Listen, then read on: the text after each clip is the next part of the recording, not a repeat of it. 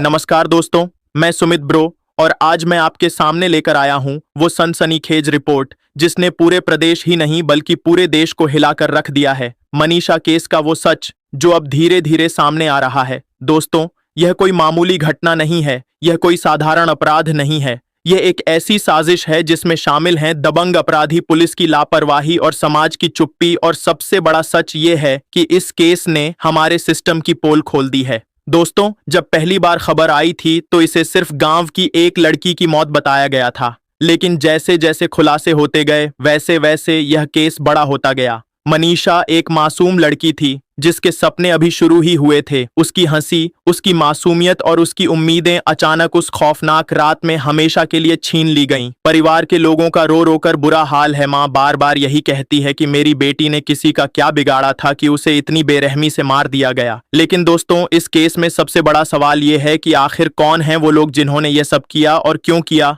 हमारे पास जो जानकारी है उसके मुताबिक इस पूरे मामले में दो बड़े अपराधियों का हाथ है। पहला अपराधी गांव के दबंग परिवार का बेटा है जिसकी गुंडागर्दी से गांव का हर इंसान वाकिफ है। लोग बताते हैं कि यह लड़का बचपन से ही अराजक प्रवृत्ति का था। पंचायत की मीटिंग में कई बार इसकी शिकायतें गईं, लेकिन कभी कोई कार्रवाई नहीं हुई क्योंकि इसका परिवार इतना रसूखदार था कि पुलिस तक इसके खिलाफ कदम उठाने से डरती थी। यह अपराधी हमेशा गांव की लड़कियों को परेशान करता था, स्कूल कॉलेज जाने वाली बच्चियों पर फप्तियां कसता था और जब कोई विरोध करता तो उसके घर वालों को धमकाता। उसकी नजर मनीषा पर भी थी, लेकिन मनीषा ने हमेशा उसका विरोध किया, मना किया और यही बात इस अपराधी को चुभ गई और यहीं से उसने बदला लेने की ठान ली। दूसरा अपराधी उसका सबसे करीबी दोस्त है। दोनों हर जगह साथ दिखते थे। दोनों का रिश्ता इतना गहरा था कि लोग कहते थे ये दोनों मिलकर ही हर अपराध करते हैं। शराब पीना, नशे में झगड़ा करना, मारपीट करना, यह सब उनका रोज का काम था और इन्हीं दोनों ने मिलकर मनीषा को शिकार बनाया। अब दोस्तों, इस पूरी घटना में एक नया शक भी पैदा हुआ है। गांव में चर्चा है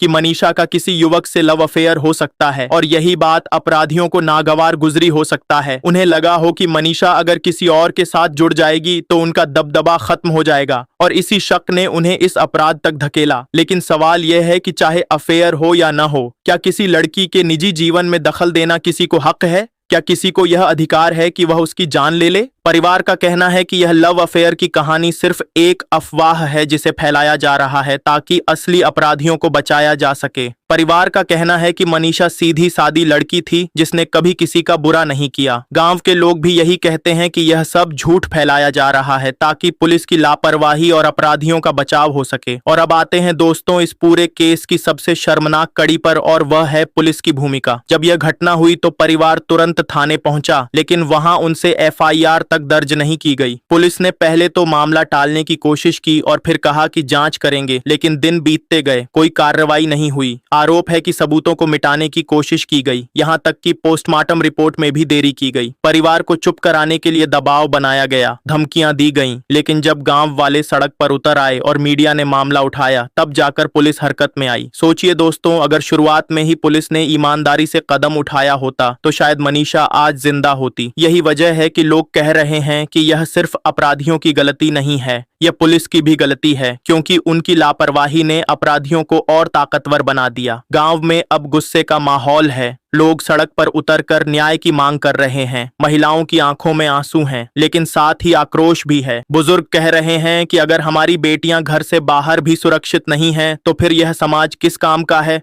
सोशल मीडिया पर भी यह मुद्दा ट्रेंड कर रहा है। लोग लगातार लिख रहे हैं कि अगर मनीषा को इंसाफ नहीं मिला तो यह लड़ाई पूरे देश की लड़ाई बनेगी। अब सवाल यह है कि आखिर कब तक बेटियां यूं ही खामोश होकर शिकार बनती रहेंगी? कब तक अपराधी सत्ता और पुलिस की आड़ में बचते रहेंगे? कब तक परिवार इंसाफ के लिए दर दर की ठोकरें खाते रहेंगे? दोस्तों, यह सवाल सिर्फ मनीषा का नहीं है, यह सवाल हर उस लड़की का है जो अपने हक के लिए खड़ी होती है। दोस्तों, आपसे मेरी अपील है कि इस खबर को जितना हो सके शेयर करें ताकि यह मुद्दा दब न जाए।